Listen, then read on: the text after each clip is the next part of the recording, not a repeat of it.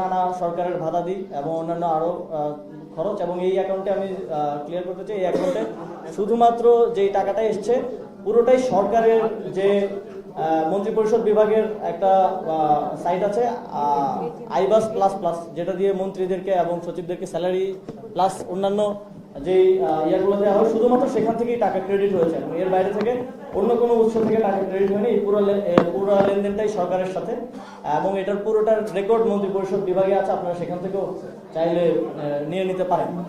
তো এটা হচ্ছে সামারিলি আমার আমার এবং আমার পরিবারের মোট 9টা ব্যাংকের যে তথ্য আছে সেটার হিসাব। যদিও বাংলাদেশ ব্যাংকের বিএফআইইউ তারা শুধু আমার অ্যাকাউন্টের তথ্য চেয়েছে, আমি আমার পরিবারের অ্যাকাউন্টের তথ্য সহ দিলাম অধিকতর স্বচ্ছতার জন্য, এবং এই সবগুলো আমরা সফট কপি আপনাদেরকে প্রোভাইড করে দেবো সামারি সহ, সেখান থেকে আপনারা ডিটেলস জেনে নিতে পারবেন। তারপরে যদি কোনো কিছু নিয়ে সন্দেহ থাকে বা কোশ্চেন থাকে তাহলে সেটা আমাদেরকে করতে পারেন। আমাদের পার্টির যিনি মিডিয়া দেখেন, মিডিয়া টিম আছে, তাদের মাধ্যমে অথবা আমাকে সরাসরি আপনারা জানতে চাইতে পারেন। এই হিসাবটা দেওয়ার উদ্দেশ্য হচ্ছে আমরা একটা স্বচ্ছতা এবং জবাবদিহিতার মধ্য দিয়ে যখন দায়িত্ব ছিলাম তখনও কাজ করেছি এবং এখনও কাজ করছি, এবং সামনের দিনেও জাতীয় নাগরিক পার্টি স্বচ্ছতা এবং জবাবদিহিতাটাকে সর্বোচ্চ গুরুত্ব দিয়ে কাজ করবে, এটা আমাদের একটা অঙ্গীকার। সেই জায়গা থেকে এবং আমার কোনো কিছুই লুকানোর নেই, আমি আমার দায়িত্ব সর্বোচ্চ স্বচ্ছতা এবং জবাবদিহিতার সাথে পালন করেছি, এবং আমি দায়িত্ব ছাড়ার পরে 4 মাস হয়েছে। আপনারা অনেক সময় অনেক গুঞ্জন শুনেছেন, অনেক নিউজ দেখেছেন, অনেক নিউজ আমরা যখন যোগাযোগ করতাম হাউসে তখন তারা আমাদেরকে বলতো যে ভাই আমাদের কিছু করার নেই, আমাদেরকে তো লিখিত দিয়ে গেছে এটা ছাপানোর জন্য। আপনারাও হয়তো অনেক সময় এই বিষয়গুলোর অভিজ্ঞতা পেয়েছেন, এবং আপনারা দেখেছেন যে গতকালকেই আপনারা হয়তো জেনেছেন যে আমাদের জাতীয় নাগরিক পার্টির একজন সাবেক সদস্য গোলাম সালাউদ্দিন তানভীর, তাকে নিয়ে একটা 400 কোটি টাকার বিশাল ন্যারেটিভ এবং এক ধরনের প্রোপাগান্ডা করা হয়েছিল। দুদক তাকে নিয়ে অনুসন্ধান করেছে, দীর্ঘদিন অনুসন্ধান করে তাকে কিন্তু নিষ্পত্তি দিয়েছে, এবং সেটা এই সরকারের আমলে নিষ্পত্তি দিয়েছে। কিন্তু তার যে এবং আমাদের পার্টির যে এই সংশ্লিষ্ট নিউজ এবং প্রোপাগান্ডার কারণে এক ধরনের হেনস্থার শিকার, হ্যারাসমেন্টের শিকার হতে হলো এবং এক ধরনের ইমেজ নষ্ট হলো, এটার কোনো রিপেমেন্ট বা এই ধরনের কিছু নেই। আর আমার ক্ষেত্রেও ঠিক একই বিষয় ঘটেছে, এবং যারা বিগত সময়ে সরকারের দায়িত্বে থাকার কারণে বিভিন্ন দায়িত্ব পালনকালে নানাভাবে মনক্ষুণ্ণ হয়েছেন, তারা এই চেষ্টাগুলো করছেন, এবং একটা গোষ্ঠী যারা আওয়ামী লীগ আমাদের গণঅভ্যুত্থানের কারণে দেশ থেকে পালিয়ে যেতে বাধ্য হয়েছে, তারা তো প্রতিনিয়ত লেগেই আছেন। তারা এই ধরনের সূত্রহীন, আমরা দেখি মাঝে মধ্যে যে নিউজগুলো হয় এগুলো ফ্যাক্ট চেকাররা মাঝে মধ্যে ফ্যাক্ট চেক করেন, বা অনেক ফ্যাক্ট চেকিং এজেন্সি আছে বাংলাদেশে, তারা লিখেন, এবং কয়েকজন ফ্যাক্ট চেকার এগুলো নিয়ে পোস্টও দিয়েছেন যে কতটা ভিত্তিহীন ভাবে এই অভিযোগগুলো করা হয়। একটা নিউজ দেখলাম যে কিছুদিন আগে $10 বিলিয়ন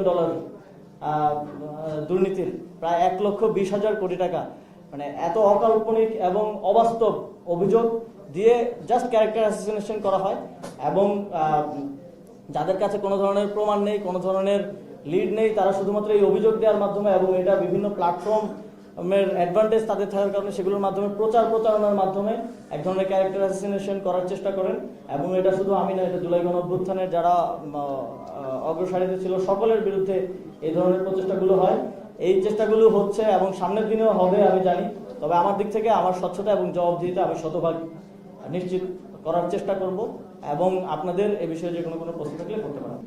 আপনার একটু পরিচয়টা। জি, আমি আপনারা দেখেছেন আমি পদত্যাগ করেছিলাম। পদত্যাগ করার আগে বিভিন্নভাবে বলছিল যে পদত্যাগ করার পর এটা হবে, এটা হবে, এটা বের হবে, এটা বের হবে।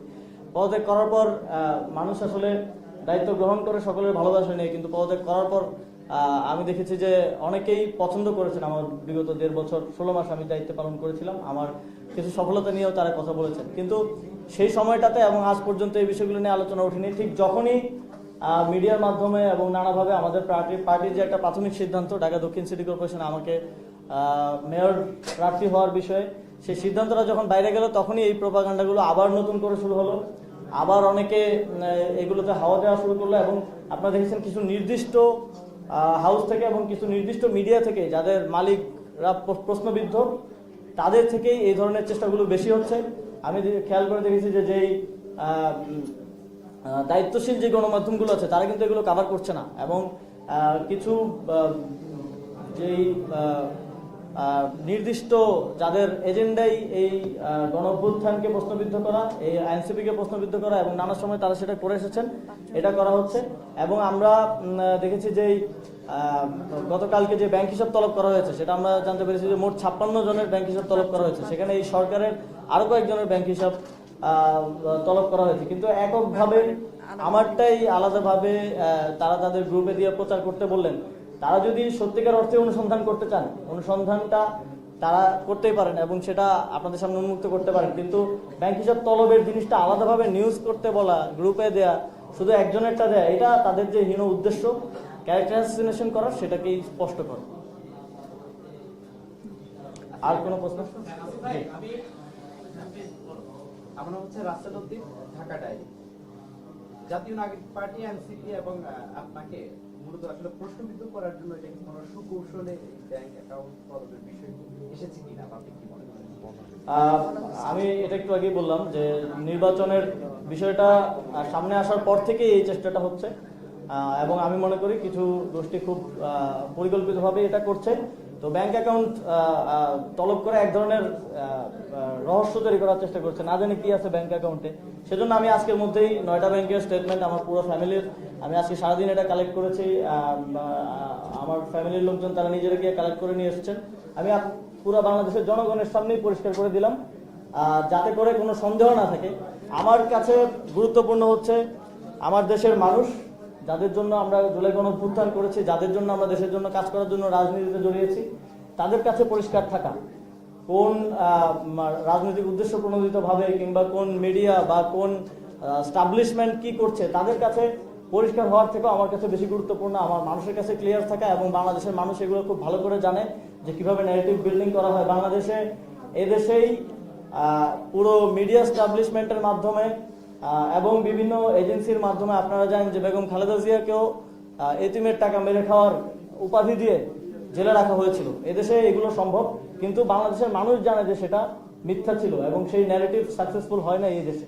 সুতরাং আমার কাছে গুরুত্বপূর্ণ হচ্ছে আমার দেশের জনগণ, যাদের জন্য আমরা কাজ করি, তাদের কাছে পরিষ্কার থাকা। সেজন্যই আজকের এই সংবাদ সম্মেলন।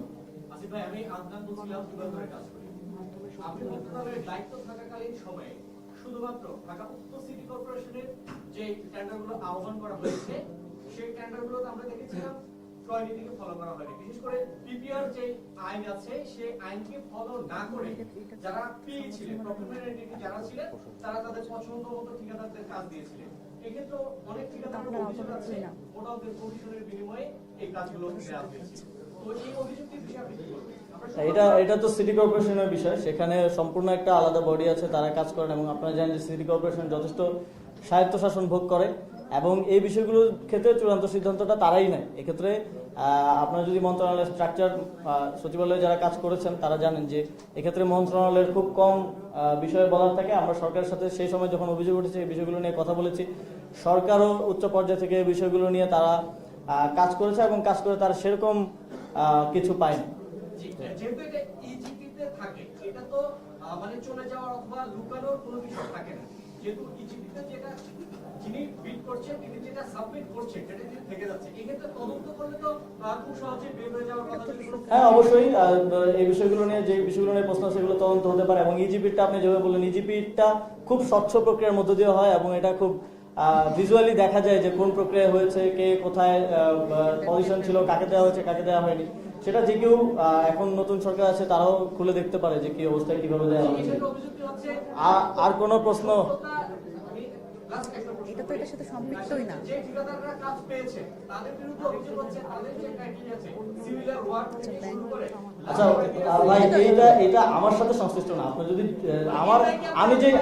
আমার যে মন্ত্রণালয়, আমি বলি ইউনিয়ন পরিষদে কোথায় কি দুর্নীতি হয়েছে, এটার জন্য আপনি ওইখানে বসে থাকা। আমি একটু বলি ইউনিয়ন পরিষদে যদি কোথাও দুর্নীতি হয়, তাহলে যদি আপনি এটার জন্য বলেন মির্জা ফখরুল ইসলাম আলমগীর দায়ী, আজকে যদি আমি এখানে বসে বলি আপনিও হাসবেন আমার উপর, তাই না? তো যেটা যেই কর্তৃপক্ষ, সেই কর্তৃপক্ষের সাথে এবং সেই কর্তৃপক্ষের ব্যাপারে কথা বললে সুবিধা হয়। যে কর্তৃপক্ষ সেটা দিয়েছে তার সাথে কথা বললে সুবিধা হয়। যেটা আমার দায়িত্ব থাকাকালীন আমার হাত থেকে গিয়েছে সেটা নিয়ে আমাকে প্রশ্ন করতে পারেন, কোনো সমস্যা নেই। Thank you. দুদকের যে অভিযোগটা আপনার দায়ের করা হয়েছে, সেটা সর্বশেষ আপডেটটা যদি একটু জানাতেন, আপনার সাথে যারা যোগাযোগ করেছে কিনা আপনাকে তলব করার জন্য। দুদুকে যে অভিযোগ দায়ের করা হয়েছে সেটার বিষয়ে আমি শিওর না, তারপর আমি কিছুটা কন্টেন্ট জানতে পেরেছি। সেখানে কথিত সাকিব আল হাসানের ভক্তদের একটা গ্রুপ গিয়ে অভিযোগ দায়ের করেছেন 1000 কোটি টাকার, এবং সম্ভবত সেখানে তারা লিখেছেন সাকিব আল হাসানকে দেশে খেলতে না দেওয়ার কারণে বাংলাদেশের 1000 কোটি টাকা সমপরিমাণের ক্ষতি হয়েছে এবং সেইটার দুর্নীতির দায় আমার উপরে দিয়েছেন। সুতরাং এটা নিয়ে আমার মনে হয় না আর কোনো কিছু এটা আমলে নেওয়ার কোনো সুযোগ আছে বলে আমার মনে হয় না, যেহেতু আমি সরকারের দায়িত্বে ছিলাম। এই ধরনের অভিযোগ আপনারাও জানেন যে নানা ধরনের অভিযোগ আসে এবং ক্রাইটেরিয়া থাকে যে কোন অভিযোগটা আমলে নেওয়া হবে এবং কোনটার ক্রেডিবিলিটি কতটুকু, এবং কাউকে খেলতে না দেওয়ার কারণে ওনারা ধারণা করছেন যে দেশের 1000 কোটি টাকার মতো ক্ষতি হয়েছে। সেটা কিভাবে আমার দুর্নীতি হয়, আবার সেটা নিয়ে গণমাধ্যমও এক ধরনের দেখলাম যে আসিফ মাহমুদের বিরুদ্ধে 1000 কোটি টাকার দুর্নীতির অভিযোগ, এই ধরনের একটা শিরোনাম হয়। এটা খুবই সন্দেহজনক যে এটা কারা করছে, কিভাবে করছে। এবং আমার আপনাদের প্রতি আহ্বান থাকবে, আপনারা তো মাঠ পর্যায়ে কাজ করেন, বিশেষ করে আপনাদের হাউসে যারা নীতি নির্ধারক আছেন তাদের প্রতি আহ্বান থাকবে, সংবাদপত্রের স্বাধীনতার জন্য আমরা সবসময় কথা বলেছি, কিন্তু একই সাথে সংবাদপত্রকে দায়িত্বশীল হতে হবে। একটা নিউজ করার ক্ষেত্রে সেটার ক্রেডিবিলিটি কতটুকু আছে এবং সেটাতে দুই পক্ষের কথাই শোনা হচ্ছে কিনা, এই বিষয়গুলোও নিশ্চিত করা প্রয়োজন। আমরা যখন দেখি আমাদের যারা ফ্রিল্যান্সার ফ্যাক্ট চেকাররা আছেন তারা সমানে সংবাদ মাধ্যমের বিরুদ্ধে কথা বলতে বাধ্য হন যে সংবাদ মাধ্যমের এই নিউজগুলোর কোনো ক্রেডিবিলিটি নেই, হাওয়া থেকে বা সূত্র মতে বা গোপন সূত্রে এই ধরনের নাম দিয়ে এবং দ্বিতীয় পক্ষের কোনো বক্তব্য না নিয়ে নিউজ করা হয়, তখন আমাদেরও কষ্ট লাগে যে বাংলাদেশের সংবাদ মাধ্যমের যে স্ট্যান্ডার্ড সেটা অনেক নিচের দিকে নেমে যাচ্ছে। ফলে আমার আহ্বান থাকবে যে সংবাদ প্রকাশের ক্ষেত্রে আরো বস্তুনিষ্ঠতা নিশ্চিত করা। এবং আমি দেখলাম যে 71 টিভির একজন সাংবাদিক তিনি পোস্ট করেছেন, তিনি ক্রাইম এন্ড ইনভেস্টিগেশন নিয়ে কাজ করেন, তাকে প্রায় প্রতিদিন কেউ না কেউ ক্ষমতাসীন কিংবা অনেক প্রভাবশালী লোকজন বলেন যে আসিফ মাহমুদের বিরুদ্ধে একটা ক্রাইম রিপোর্ট করেন, কিন্তু তিনি নিজেই বলছেন তাকে কেউ কোনো লিড কিংবা কোনো প্রমাণ সরবরাহ করতে পারেন। সুতরাং এই চেষ্টাটা আছে, বিভিন্ন জায়গা থেকে আছে যে আসিফ মাহমুদের বিরুদ্ধে রিপোর্ট করা, বিভিন্ন মিডিয়াকে বিভিন্ন পেজকে নক দিয়ে পোস্ট করানো, এই ধরনের চেষ্টাগুলো আছে এবং সামনের দিনেও হবে। আমাদের আহ্বান থাকবে যে সংবাদ মাধ্যম এগুলো প্রকাশ করার ক্ষেত্রে আরো বস্তুনিষ্ঠতার পরিচয় দেবে। Thank you. আসসালামু আলাইকুম। আমরা সব